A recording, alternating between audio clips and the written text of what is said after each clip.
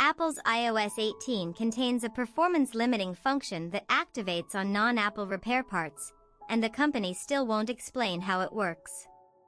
In March 2026, security researchers discovered a hidden subroutine in the battery health module that deliberately reduces CPU speed by 12 to 15% when third-party components are detected, a practice Apple denied publicly for 4 years.